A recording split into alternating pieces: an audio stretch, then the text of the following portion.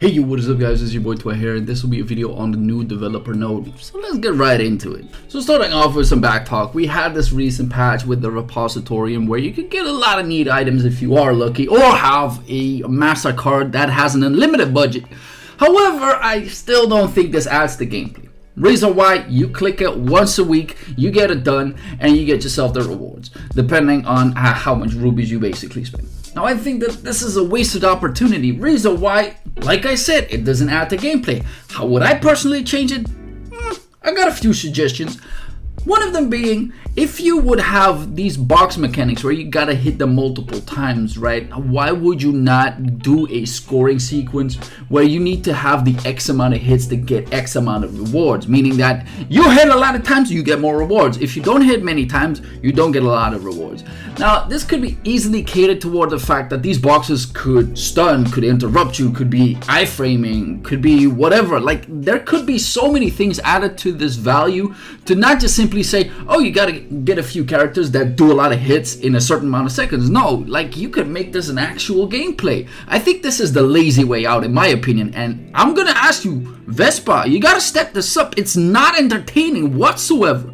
And I'm no rocket scientist by any means. Like, am I just the only one that sees this stuff? Then we have another part about the client stabilization, and I do think that they made very good steps in the right direction. I haven't been crashing all that much. I will be holding a speed run within this weekend with Kazo as the main damage dealer, and I'm very curious whether my crashes will be there or not. But in my guild there are still people who are crashing, which adds to so much frustration. One thing they mentioned is, after several tests we have verified that the APK version is stable enough to implement within the mobile version. Alright, so for iOS and Android players that still play with their thumbs, great.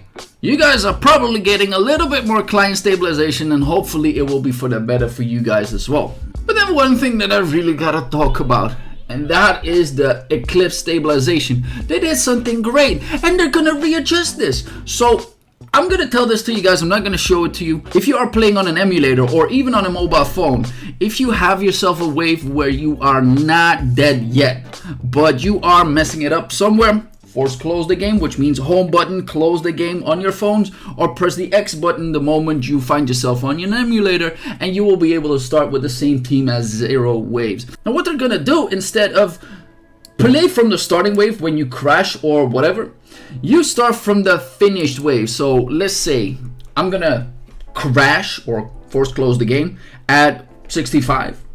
I will then start once again at 65. Now the problem with this is that 9 out of 10 times you mess up in the prior waves, which means that either you mess up your cooldowns, your rotations, or whatsoever. So it doesn't allow you to correct that mistake. So in my opinion, even though it takes longer for you to adjust, it is still not as good. So please, put it down into the comments. What would you guys like to see instead? Have yourself start at the last wave that you were at, or start from the very beginning so you can correct your mistakes? I really like to know you guys' opinion. There's some other stabilization issues regarding PvP content where victories and defeat make absolutely no sense. I had it once where I just clicked on doing a ticket, game said client is unstable, closed down, I lost the ticket, but even worse, I lost my points. So that really got me pissed off. Luckily this only happened once in about 400 or 500 tickets, so but it still gives such a bad taste in my mouth. But on a side note, the same, we're currently thinking about an alternative way to provide adjustment to these issues during the season 2 of the game. Okay, so this will be pushed off to a later stage. Now, they said along the lines that within Q3 season 2 will hit, which will likely be either August or September somewhere. I'm hoping for it to be sooner than later, and unfortunately onto this developer note there is no sign of anything that will be coming out.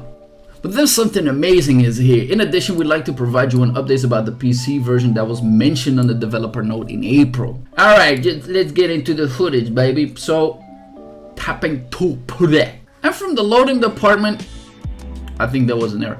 From the loading department itself, it seems quite equal to what it already was. But I gotta say, it kinda looks different.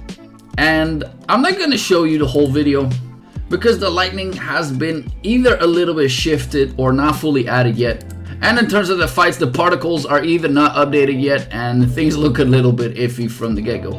However, it does look smooth, which means for PvP this might be useful.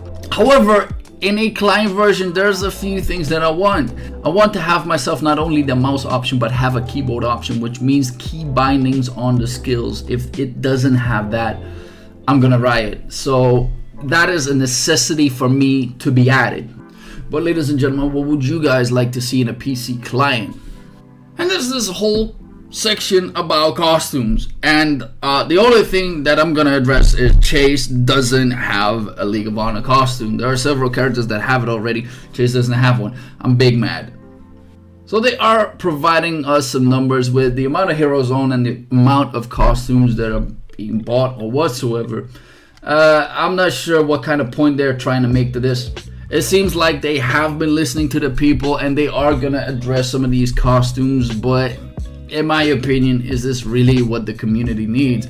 Maybe I'm wrong, I don't know. But like I've already been addressing before, is we are getting new content, improved content, but all that I'm seeing is improved rewards. We are not getting anything different in terms of gameplay, which in my opinion really doesn't add to the game itself. So I'm very much wondering what King's Raid 2 is going to add in terms of gameplay. Are they going to change up some of the mechanics somewhere to allow for better gameplay? Will the PC client add more value to it? But let's be realistic here. We've seen the same thing in Genshin Impact, which means the game is limited by the mechanics that a mobile phone will actually have, which means the complex keyboard and mouse combinations that you have will not be transferred over to a mobile phone game, which then in itself will limit your gameplay. So in a certain sense, they will either have to change something all around to make it interesting for PC client people to play this game, or they need to change up some mechanics here and there. And there are a lot of people with so many creative ideas to exploit what is already there. I had several people during my streams give me ideas that I was baffled with the creativity that the community has. So I'd like to address those people as well and give them a little spotlight in the near future to show you how we could improve this game in terms of gameplay and not just rewards. However, that concludes the video. Hope you guys liked it. Make sure to like and sub if you did, and I'll see you guys in the next one. Peace.